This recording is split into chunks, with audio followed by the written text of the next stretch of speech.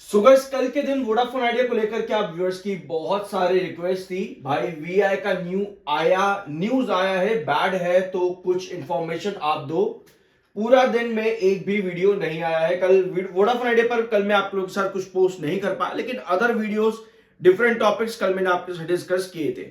अब Vodafone idea पर कल मैंने वीडियो इसलिए अपलोड नहीं करा क्योंकि कोई मेजर न्यूज नहीं थी, और साथ में जो भी इंफॉर्मेशन थी वो मैंने परसों की वीडियो में आप लोगों के साथ शेयर कर दी थी। जैसे कि आरपीयू Q3 की पॉसिबिलिटी क्या है, ये चीजें डिस्कस करी थी, और साथ में फंड रेस को लेकर के मैंने कुछ पॉइंट्स डिस्कस किए थे।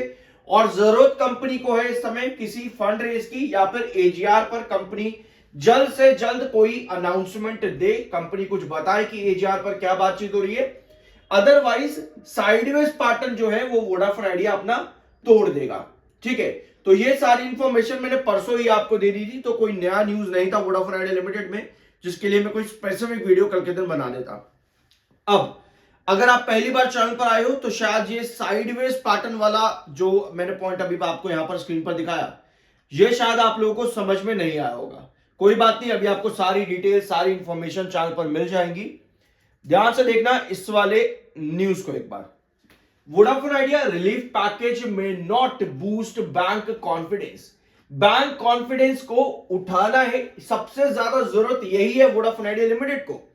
अब बैंक कॉन्फिडेंस क्यों उठाना है? आपको याद होगा आज से लगभग 9 महीने पहले, मैं 9 महीने पहले की बात कर रहा हूं, 9 महीने पहले बैंक्स पे जब वोडाफोन आइडिया गया कि भैया हमें फंड्स दे दो, हमें डेट रेज करना है, हमें कुछ लोन दे दो, कर्जा दे दो, तो बैंक्स ने क्या कहा था कि भैया सरकार जब आप लोगों को ना एजीआर पर कुछ सही सा रिलीफ देगी ना, तब जाकर के हम आपको पैसा देंगे।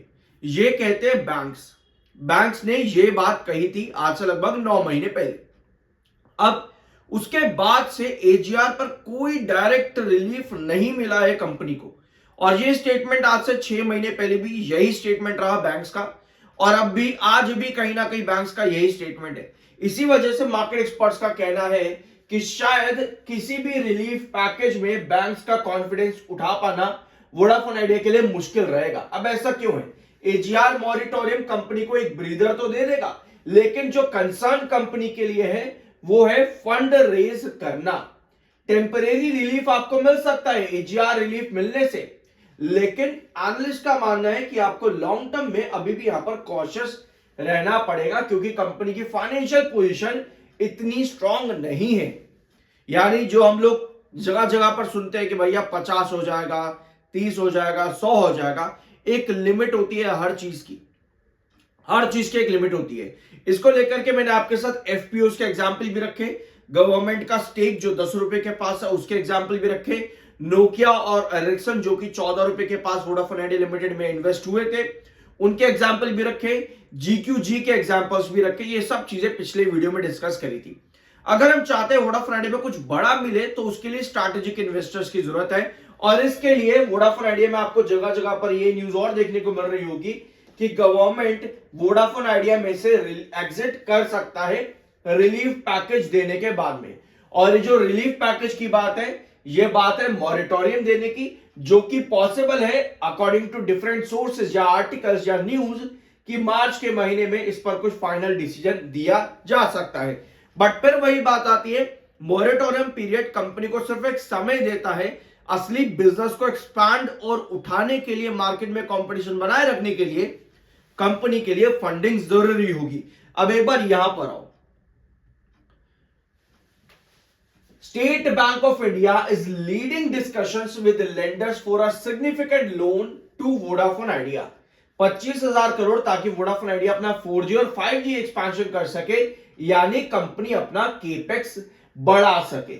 इस पूरे आर्टिकल को अगर आप चाहो तो रीड कर सकते हो, आपको सारी इंफॉर्मेशन वो मिल जाएगी जो मैंने अभी आपको 9 महीने पहले या आज से 6 महीने पहले का एग्जाम्पल देकर के मैंने आपको बताया।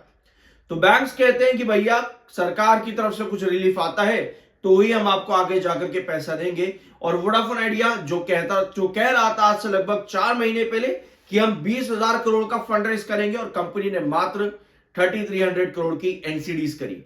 ऑल्दो वोडाफोन आइडिया में 2017, मार्क करना इस चीज को, 2017 के अमेंडमेंट्स आए हैं रिसेंटली। इसकी अपडेट मैंने चैनल पर दे रखी। ये सब चीजें समझना बहुत जरूरी है एज एन इन्वेस्टर, वरना लोग क्या करते हैं, अपने ही दिमाग में ख्याली पुलाव बनाना शुरू करते हैं कि भैया इतना बढ़ गया है तो और बढ़ जाएगा, या गिर गया है तो भैया पूरा गिर जाएगा। Vodafone idea shares fall for second straight session. Experts advice कर रहे हैं कि छोटी मोटी रैली में आपको एग्जिट करना चाहिए। अब मैं आपको एक बात बताऊं, ये वीडियो ना देखते देखते आपको ऐसा लग रहा होगा कि मैं ना नेगेटिव बता रहा हूं, आपको कह रहा हूं कि भाई एग्जिट कर दो। सबसे इंपॉर्टेंट चीज तो भैया ये है कि मार्केट में कभी भी किसी की भी बातें सुन करके एग्जिट या एंट्री नहीं करनी चाहिए।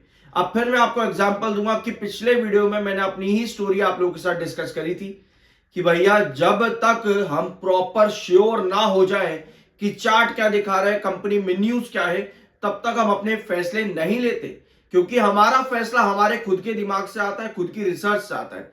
मान लो वोडाफोन आइडिया लिमिटेड में अगर मैंने एक टाइम पर ₹2.90 पर बाइंग करी थी, जो मैंने आपके साथ पिछले वीडियो में ही बताया, और पिछले 5 सालों में कई बार मैंने आप लोगों को ये कहानी अपनी बताई है, ठीक है। तो मैंने वहां पर किसी को सुन करके अगर एग्जिट कर दिया होता ना, तो जो 2020 में 2.90 पर मैंने एंट्री करी थी, वो शायद मैं 11 तक एग्जिट ना कर पाता। मतलब मैं वही एग्जिट कर देता 2.90 पर ही, और 11 तक का बेनिफिट मुझे ना मिलता। लेकिन क्योंकि मैंने किसी की सुनी नहीं, अपने खुद के ही रिसर्च करी, इसी वजह से मुझे बेनिफिट मिला। तभी मैं कहता हूं कि सुनो सबकी, जिसकी मर्जी सुनते रहो, लेकिन कोई भी डिसीजन आ रहा है ना, वो डिसीजन होना चाहिए पहले प्रॉपर रिसर्च के साथ में। अब जो चीजें मैं आपको बता रहा हूं, ये न्यूज के बेस पर भी है, और साथ में भी चार्ट क्या कहेगा वो भी आपको यहां पर मिल जाएगी। कंपनी में एक अपडेट और आती है कि वोडाफोन आइडिया का जो है 3.5 मिलियन यूजर्स खतरे में आ सकते हैं Q3 में, जो कि 9 महीने का जो कंपनी का ट्रेंड चल रहा था कि सब्सक्राइबर लॉस कंपनी का कम हो रहा है, वो बढ़ जाएगा अचानक से। 3.5 मिलियन सब्सक्राइबर्स अगर कंपनी खोती है तो कंपनी के आरपीयू पर डायरेक्ट इंपैक्ट पड़ेगा, और जहां कंपनी केपेक्स बनाने की बात कर रही है, वहां कंपनी के लिए फंड्स इकट्ठा करना ही मुश्किल हो जाएगा। इसके साथ में एक अपडेट और है मार्केट के अंदर कि टेलीकॉम कंपनीज शायद अभी जल्द अपना टैरिफ हाइक ना कर सके। ये मानना है एनालिस्ट का कि टैरिफ हाइक शायद अभी टेलीकॉम कंपनीज पर देखने को ना मिले जनवरी से मार्च तक। तो ये भी एक बड़ी खबर है, क्योंकि वोडाफोन आइडिया को फिर वही बात आती है, किसकी जरूरत है, आरपीयू की। आरपीयू बढ़ेगा तो कंपनी का थोड़ा बहुत कैश चर्न जो है ना, खराब है, नेगेटिव कैश फ्लो है कंपनी का, वहां थोड़ी सी मजबूती मिलती है। तो अगर टैरिफ हाइक नहीं होगा तो आरपीयू पर भी टेंशन वोडाफोन आइडिया के मिलेगी। इसके अलावा कंपनी खुद भी टेंशन दे रही है, बार बार ये बता करके कि भैया हमारे ऊपर पेनल्टी लगाई गई है, हम इसको चैलेंज करेंगे वगैरह वगैरह वगैरह। तो ये टेंशन कंपनी खुद भी दे रही है, और जो कंपनी को बताना चाहिए ना एक्चुअली, वो कंपनी नहीं बता रही है कि भैया एजीआर पर कोई बात हो रही है नहीं हो रही, वो सब कंपनी नहीं बता रही है। क्योंकि पर्दा रखना आगे कि भैया क्या हो रहा है एजीआर में, इन्वेस्टर परेशान है। मैं रिटेल इन्वेस्टर की बात नहीं कर रहा, जो एक्चुअल बड़े इन्वेस्टर्स भी हैं, वो भी कह रहे हैं कि भैया क्या हो क्या रहा है एजीआर के अंदर, कुछ तो बताओ, कंपनी नहीं बता रही। तो ऐसे में कॉन्फिडेंस भी इन्वेस्टर्स का खत्म होता है कि भैया कुछ है ही नहीं, तो मैं क्या आकर के इन्वेस्ट करूं। क्योंकि अगर एक इन्वेस्टर ने वोडाफोन आइडिया लिमिटेड के अंदर, चार्ट पर आओ एक बार यहां पे, अगर एक इन्वेस्टर ने वोडाफोन आइडिया में इस रैली पर पार्ट बनाया अपना, मतलब 6.60 पर एंट्री करी और 12.20 पर भी अपने आप को होल्ड रखा, तो कहीं ना यहां पर अपनी एंट्री बना करके अभी भी होल्ड रख करके इसलिए बैठा है कि भैया कुछ तो कंपनी बताए मुझे एजीआर पर। लेकिन अगर कंपनी कुछ नहीं बताती, क्योंकि ये एक अपवर्ड वेजिस पैटर्न है, और अपवर्ड वेजिस पैटर्न के बाद बनता है एक साइडवेज पैटर्न, जहां पर स्टॉक वेट करता है कि कंपनी कोई न्यूज दे, ताकि ये साइडवेज पैटर्न फिर से ब्रेकआउट की तरफ जा सके। और अगर वही न्यूज मिसिंग होती है तो उस कंडीशन पर क्या करता है कोई साइडवेज पैटर्न आपका, वो साइडवेज पैटर्न धीरे धीरे करके सेलिंग सेलिंग देता देता देता देता ड्रॉप पर चले जाता है। तो अगर इस तरह की कंडीशन वोडाफोन आइडिया में बनती है, तो जिन्होंने यहां एंट्री करी होगी वो शायद इन लेवल्स पर 11:40 सॉरी, ये 11:40 है। अगर पहली बार चैनल पर आए हो तो मैं आपको बता दूं, सॉरी 11:40 नहीं 11:20 है, और ये है 12:20। अगर पहली बार चैनल पर आए हो तो इन दो लेवल्स को नोट जरूर करना, क्योंकि कोई भी डाउन ट्रेंड 11:20 के नीचे एक बड़ी गिरावट वापस से दे सकता है। और कोई भी साइडवेज पैटर्न इसलिए मेंटेन चलता है ताकि वो न्यूज का वेट करे, और कोई न्यूज अगर मिल जाए उसको तो फिर वो साइडवेज पैटर्न अपवर्ड ब्रेकआउट के अंदर बन जाए। ये दोनों ही चीजें कि साइडवेज पैटर्न में ब्रेकआउट कैसे मिलता है और ब्रेकडाउन कैसे मिलता है विद कैंडल की फॉर्मेशन के साथ में, सारी डिटेल्स मैंने आपको समझा और सिखा रखी है, जरूर जाकर के देखना।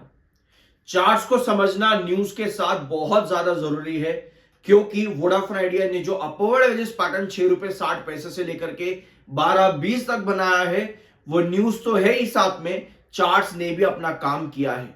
क्योंकि अगर आप फिर से चार्ट को यहां पर देखोगे तो आपको नजर आएगा कि नीचे वाली डायगोनल आपका बेस रही बार बार, ऊपर वाली डायगोनल आपका रिजेक्शन रही बार बार। इसका मतलब यह है कि चार्ट्स को समझना सीखना बहुत ज्यादा जरूरी है, चाहे आप किसी भी कंपनी पर काम कर रहे हो। आई होप कि आपको इस वीडियो में कुछ सीखने को मिला होगा। I am NISM certified, subscribe जरूर कर देना। मिलता अगले वीडियो में।